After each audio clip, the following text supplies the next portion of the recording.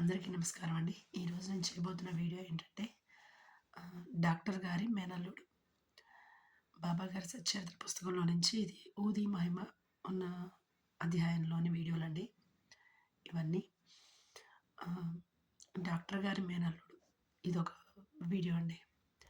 నాసిక్ జిల్లాలో మె మాలేగాం అనే గ్రామంలో ఒక డాక్టర్ గారు ఉండేవారు. అయితే ఆయన వైద్య వృత్తిలో పట్టభద్రుడనమాట.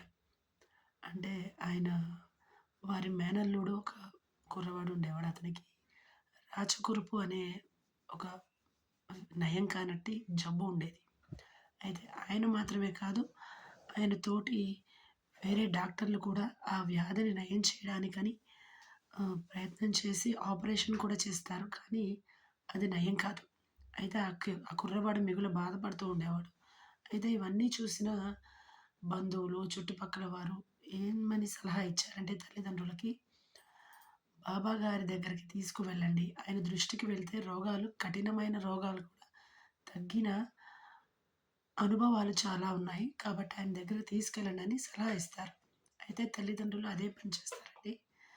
ఒకవేళ ఈ వీడియో కనుక పెద్దదైతే నేను వీడియోస్‌లో గనుక అప్‌లోడ్ చేస్తానండి లాంగ్ వీడియోగా. చూసే ప్రయత్నం చేయండి.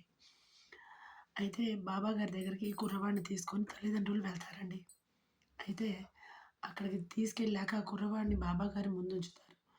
అక్కడ ఆ బిడ్డని కాపాడమని తల్లిదండ్రులు మిగుల గౌరవంగా బాబాగారికి సాష్టాంగ నమస్కారం చేసుకుంటారు. అయితే దయగల బాబా ఏం చేస్తారంటే, ఆ పిల్లవాడిని మసీదులో తీసుకురమ్మంటారు. ఆయన చూస్తారు. ఆ రాచకురుపు ఏదైతే ఉందో దాని మీద బాబా చెయ్యితో నిమురుతారు. అలా తర్వాత ఊది బొట్టు కూడా పెడతారు. అలా చేసిన తర్వాత ఆ పిల్లాడు కొంచెం నెమ్మదిస్తాడు. అంటే కొంచెం కూల్ అవుతారంటారు కదా! అలాగా బాధ నుండి కొంచెం నెమ్మదిస్తాడనమాట. నెమ్మదించిన తర్వాత కొన్ని రోజులకి ఆ వ్యాధి నయమవుతుందని చెప్తారు. ఊది బొట్టు పెడుతూ అలాగే కొన్ని మాటలైతే చెప్తారు. అంటే కొంచెం ఒక డాక్టర్ ఎవరైతే ఉంటారో వాళ్ళు చెప్తారు కదా! అట్లా నయమైపోతుంది. మీరు బాధపడవలసిన అవసరం లేదు అని అట్లా చెప్తారు కదా! అలాగా బాబా గారు కూడా చెప్తారు. ఈ మసీదులోకి వచ్చిన ఎవరైతే ఈ ద్వారకామాయిలోకి వచ్చిన ఎవరైతే భక్తులు ఉంటారో వాళ్ళకి ఇక ముందు ఎలాంటి బాధలు, రోగంతో కూడుకున్న కష్టాలేమీ ఉండవు. మీరు భయపడాల్సిన పని లేదు. పిల్లాడికి నయమవుతుంది కొన్ని రోజుల్లో అని ధైర్యం చెప్పి పంపిస్తారు. ఆయన చెప్పినట్లుగానే ఆ కుర్రవాడికి కొన్ని రోజుల్లోనే నయమైపోతుంది. అలాగే ఆ ఊరు విడిచి వాళ్ళు వెళ్ళిపోతారు. షిరిడీ విడిచి వాళ్ళు వెళ్ళిపోతారు. ఏదైతే ఈ మేనల్లుడికి వ్యాధి తగ్గిందో, ఆ మామగారికి ఆ విషయం తెలుస్తుంది. ఆ మేనమామకి.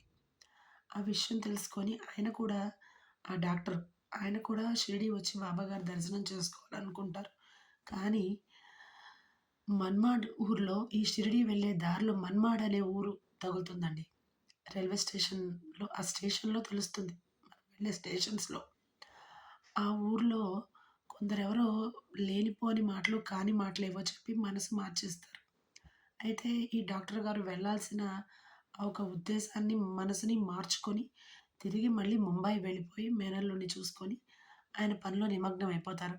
కానీ కొద్ది రోజులుగా ఆయనకేమవుతూ ఉంటుందంటే, నన్నింకా నమ్మవా నువ్వు? నన్నింకా నమ్మవా నువ్వు? అని ఒక గొంతు ఆయన్ని నిద్రలో కలవరపెడుతూ ఉంటుందనమాట.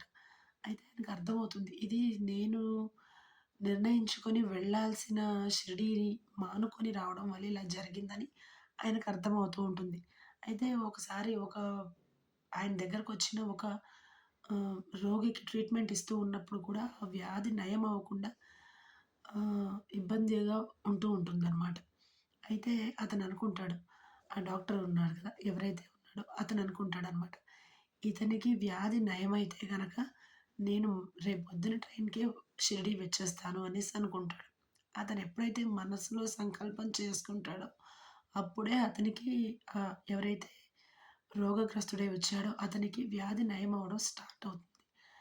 అయితే అతను అనుకున్న విధంగానే డాక్టర్ ఏదైతే అనుకున్నాడో, ఆ విధంగానే మరుసటి రోజు పొద్దున్నేనే షిరిడీ బయలుదేరి వెళ్ళి, నమస్కారం చేసుకొని బాబా గారికి అక్కడే ఉండి, మేనల్లుడికి ఆయన వల్ల రోగం తగ్గింది కాబట్టి, భక్తి కుదిరింది కాబట్టి ఈయన కూడా భక్తిని, నమ్మకాన్ని పెంచుకొని అక్కడ కొన్నాళ్ళుండి మళ్ళీ అతని ఊరైన మేలేగాం వెళ్ళిపోతాడు.